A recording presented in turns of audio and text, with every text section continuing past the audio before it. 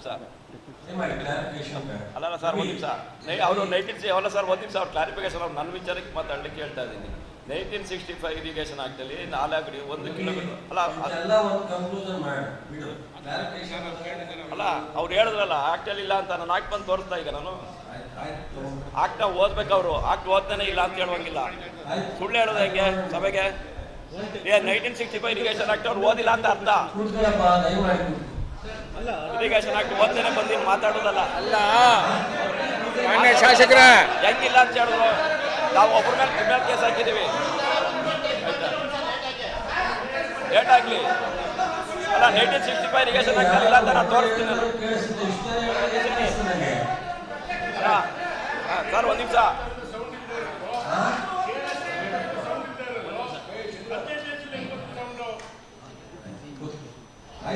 Sir ಯಾಕೆ ಅಂತ ಹೇಳೋದು ಈಗ ಅವರು ಅಲ್ಲಿ ಕೆಲಸ ಮಾಡಿದಾಗ ಏನ್ ಹೇಳಿದ್ರು ಅನ್ನೋದನ್ನ ಎಕ್ಸ್ಪ್ಲೈನ್ ಮಾಡೋದಷ್ಟೇ. ಅಲ್ಟಿಮೇಟ್ ಅಲ್ಲ. ಅವ್ರ ತೀರ್ಮಾನ ತಗೊಳ್ಳೋದಕ್ಕೆ ಅವರಿಗೆ ಪೂರ್ತಿ ಅಧಿಕಾರ ಇಲ್ಲ. ಅದರಿಂದ ಅದ್ರ ಬಗ್ಗೆ ಹೆಚ್ಚು ನಾವು ವ್ಯಾಖ್ಯಾನ ಮಾಡ್ತಕ್ಕಂಥದ್ದು ಅವಶ್ಯಕತೆ ಇಲ್ಲ. ಸರ್ಕಾರ ಇದೆ, ಕಾನೂನು ಇದೆ, ಕೋರ್ಟ್ ಇದೆ.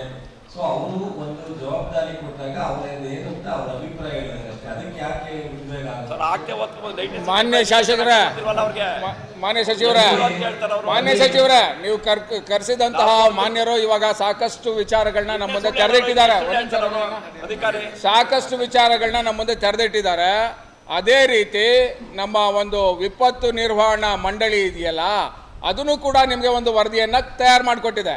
ಅದೇ ಹೇಳುತ್ತೆ ನೀವು 20 ಕಿಲೋಮೀಟರ್ ವ್ಯಾಪ್ತಿನಲ್ಲಿ ಯಾವುದೇ ರೀತಿಯ ಸ್ಫೋಟಕಗಳನ್ನ ಬಳಸೋದಕ್ಕೆ ಅವಕಾಶ ಮಾಡಿಕೊಡ್ಬೇಡಿ ಅಂತೇಳಿ. ಇವಾಗ ಸಾಹೇಬರು ಹೇಳ್ತಾ ಇದ್ದಾರೆ ಇಷ್ಟೆಲ್ಲ ಸ್ಫೋಟಕಗಳನ್ನು ಬಳಸಿದ್ರು ಕೂಡ ಯಾವುದೇ ಅನಾಹುತ ಆಗೋದಿಲ್ಲ ಅನ್ನೋ ರೀತಿಯಲ್ಲಿ ತಮ್ಮ ವಿಚಾರವನ್ನು ಮಂಡಿಸಿದ್ದಾರೆ.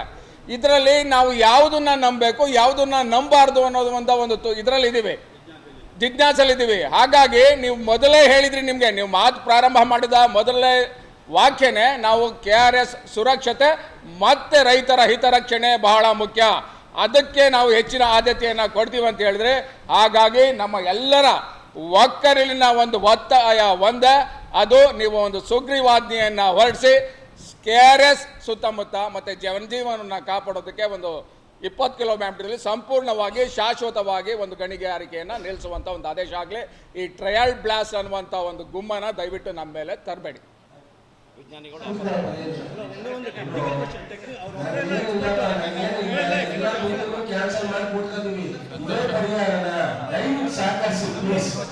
ಸರ್ಕಾರ ಏನ್ ನಾವು ಕೋರ್ಟ್ ಮುಂದೆ ನಾವು ಅಪೀಲ್ ಮಾಡ್ಕೋಬೇಕು, ರಿಕ್ವೆಸ್ಟ್ ಮಾಡಬೇಕು ಅನ್ನೋದ್ರ ಬಗ್ಗೆ ಒಂದು ತೀರ್ಮಾನಕ್ಕೆ ಬರ್ತೀವಿ. ಸೊ ನಂತರ ಬೈ ಚಾನ್ಸ್ ಒಂದು 3-4 ದಿವಸ ಶಾರ್ಟೇಜ್ ಆದರೆ ಕೋರ್ಟಲ್ಲಿ ಮತ್ತೊಂದು ಡೇಟ್ ತಗೊಳ್ಳುವಂಥ ಪ್ರಯತ್ನನೂ ಸಹ ಮಾಡ್ತೀವಿ. ಇದನ್ನೆಲ್ಲ ಮಾಡಿದ ಮೇಲೆ ನಾವು ಸೊ ತೀರ್ಮಾನವನ್ನು ಅಂತಿಮವಾಗಿ ಏನು ಮಾಡ್ಬೋದು ಅಂತ ಹೇಳೋಣ. ಈಗ ಸದ್ಯಕ್ಕೆ ಏನು ವರ್ಕ್ ಮಾಡಿದ್ದಾರೆ ಅಕ್ಟೋಬರ್ಗೆ, ಸೊ ಏನು ಡೇಟನ್ನು ನಾವು ಟ್ರಯಲ್ ವೇಟ್ ಮಾಡಲಿಕ್ಕೆ ಡೇಟನ್ನು ಫಿಕ್ಸ್ ಮಾಡಿಲ್ಲ. ಆ ಟ್ರಯಲ್ ಡೇಟ್ ಇವೆಲ್ಲ ಸರ್ಕಸ್ ಆಗೋವರೆಗೂ ಯಾವುದೇ ಟ್ರಯಲ್ ಬ್ಲಾಸ್ಟ್ ಡೇಟನ್ನು ಫಿಕ್ಸ್ ಮಾಡಲ್ಲ.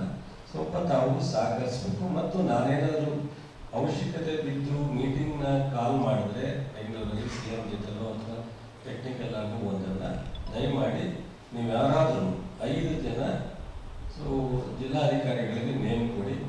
ಸೊ ಅವ್ರನ್ನೂ ಸಹ ಅವತ್ತು ನಾನು ಕರೆಸ್ತೀನಿ. ಅವತ್ತನ್ನು ಕರೆಸಿ ಒಂದು ಅಂತಿಮ ಕೋರ್ಟ್ಗಿಂತ ಮೊದಲು, ಕೋರ್ಟಿಗೆ ಸಬ್ಮಿಟ್ ಮಾಡೋದಕ್ಕಿಂತ ಮೊದಲು ನಿಮ್ಮ ಅಭಿಪ್ರಾಯ, ನಮ್ಮ ಸರ್ಕಸ್ ಎಲ್ಲ ಪ್ರಯತ್ನನ ಒಂದು ಕನ್ಸಲ್ಟೇಟ್ ಮಾಡಿ ಒಂದು ಅಭಿಪ್ರಾಯನ ಕೋರ್ಟ್ಗೆ ಕೊಡ್ತಕ್ಕಂಥ ಕೆಲಸವನ್ನು ಮಾಡೋಣ. ದಯಮಾಡಿ ನಾವು ವೆರಿ ಮಚ್ ಇಂಟ್ರೆಸ್ಟ್, ಯಾರು ಗೊಂದಲ ಮಾಡ್ಕೊಳ್ಳೋ ಅವಶ್ಯಕತೆ ಇಲ್ಲ.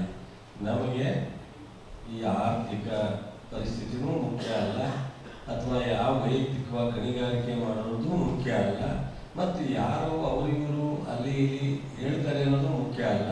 ಸೊ ನೀವು ಒಂದು ನಂಬಿಕೆ ಭರವಸೆ ಇದೆ ನಮಗೆ.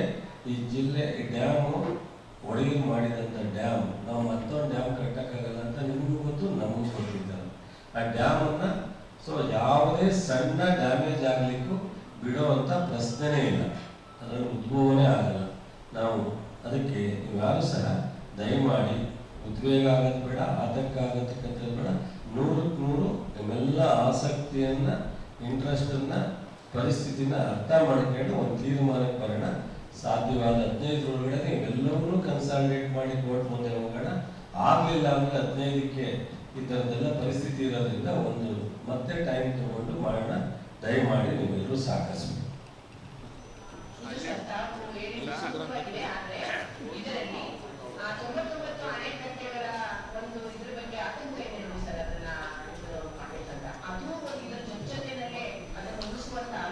ಮಾಡಿ